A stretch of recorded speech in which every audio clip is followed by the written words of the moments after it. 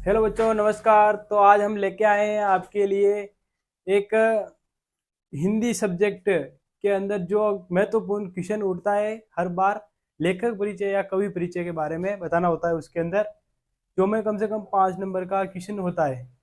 तो वो क्वेश्चन लेके आए हैं हम, किस प्रकार से हमें जो महत्वपूर्ण कवि या लेखक रहते हैं उनके बारे में हम बताएंगे इस वीडियो में। तो आपके लिए जो 10th क्लास की बोर्ड एग्जाम के लिए जो ये स्पेशल वीडियो है, वो भी कवि और लेखक परिचय के बारे में जो क्वेश्चन पूछता है उसके बारे में। तो आज हम लेके आए हैं उन कवि या उन लेखकों के बारे में परिचय जो आपके 10th बोर्ड के लिए स्पेशल होने वाले हैं। हाँ, तो हमारे अगले जो कवि है उनका नाम है तुलसीदास जी। तो तुलसीदास जी का जन्म कब हुआ था? 1532 के अंदर, सन 1532। और कहाँ पे हुआ था? जो उत्तर प्रदेश के बांदा जिले हुआ था। बांदा जिले के अंदर राजापुर गांव में हुआ था। तो ये तो कुछ लोगों का मत है। कुछ लोग ऐसे भी मानते हैं कि जो सोरो सोरो नामक स्थान है, जहाँ जिला कौन सा लगता है, एटा एटा भी मानते हैं इनका जन्म स्थान। तो ये दोनों उनके जन्म स्थान बताए गए हैं कि एक तो जो बांदा जिले के अंदर राजापुर गांव है वो, और दूसरा है जो सोरो के अंदर जो एटा जिला है वो भी माना जाता है। और इनकी मृत्यु कब हुई? 1623 के अंदर। किसमें हुई? काशी के अंदर हुई थी। तो ये भी एक क्वेश्चन बन सकता है कि मृत्यु कब हुई। और इनके जो जीवन में, प्रारंभिक जीवन में ही इनके माता पिता जो बिछड़ गए थे इनसे, प्रारंभिक जीवन के अंदर ही इनके माता पिता बिछड़ गए थे। और जो इनको राम भक्ति का जो मार्ग मिला था वो एक गुरु की कृपा से हुआ था। मतलब कि इनके गुरु मिले थे तब जाके इनको जो राम भक्ति का मार्ग मिला था। तुलसीदास की जो प्रमुख रचनाएं थी वो कौन कौन सी है? एक तो रामचरितमानस जो अवध भाषा में लिखा गया था, और एक ये थी कवितावली जो ब्रज में थी, और गीतावली और दोहावली और कृष्ण गीतावली, ठीक है, और विनय पत्रिका जो भी ब्रज के अंदर लिखी गई थी। तो ये 6 जो प्रमुख रचनाएं हैं, इनमें से कम आपको 3 या 4 तो याद रखनी है। जैसे ये तीनों मेन है तो ये तीनों याद रख के कम से कम 3 तो वहां पे लिख देना। तो इस प्रकार से ये जो तुलसीदास का परिचय वो भी अपन खत्म कर सकते हैं। और अभी दूसरा परिचय देखते हैं। तो हमारे अगले जो कवि है वो है जयशंकर प्रसाद।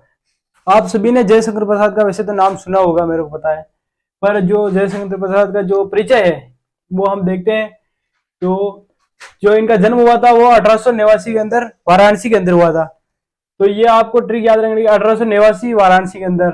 और जो मृत्यु हुई थी वो होते 1937 के अंदर, 1937 के अंदर हुई थी। और ये क्या हुआ था, जो काशी के मतलब जो प्रसिद्ध जो कॉलेज था, क्वींस कॉलेज, जो क्वींस कॉलेज के नाम से था, उसमें पढ़ने गए थे, परंतु इनकी क्या स्थितियां जो अनुकूल नहीं थी, मतलब कि कुछ भी कारण रहा होगा उसकी वजह से ये 8वीं तक की वहां पे पढ़ पाए और उन्होंने आगे पढ़ाई नहीं की। बट उन्होंने क्या किया कि बाद में घर पर ही संस्कृत, हिंदी और फारसी का अध्ययन किया।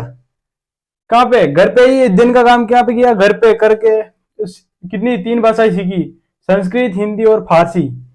और फिर इन्होंने एक काव्य रचे थे। इतने प्रमुख रचनाएं कौन कौन सी थी? चित्राधार और कानन कुसुम और झरना, आंसू, लहर व कामायनी। इस इतनी जो 6 रचनाएं इन्होंने की, उनमें जो आधुनिक हिंदी की जो प्रसिद्ध जो रचना आती है वो आती है कामायनी। इनमें इनको पुरस्कार भी मिला था, ठीक है। तो यह था अपने जयशंकर प्रसाद का जीवन परिचय, छोटा सा। आप बोर्ड में इसको लिख के अच्छे नंबर प्राप्त कर सकते हो। हाँ, तो जयशंकर प्रसाद के जो नाटक थे वो कौन कौन से थे? अजात शत्रु और चंद्रगुप्त और ईशनगुप्त व ध्रुव स्वामिनी। ये तो इनके 3-4 नाटक थे। और एक उपन्यास भी थे 3। वो कौन कौन से थे? कंकाल, तितली व इरावती। ये इनके 3 जो उपन्यास थे। और कहानी संग्रह देखे तो कहानी संग्रह के अंदर कौन कौन से नाम आते हैं? आकाशदीप, आंधी और इंद्रजाल। तो ये थे इनके नाटक, उपन्यास और कहानी संग्रह। और मैंने रचना पहले बता दी थी। तो आशा करता हूं कि आपको ये वीडियो पसंद आया होगा।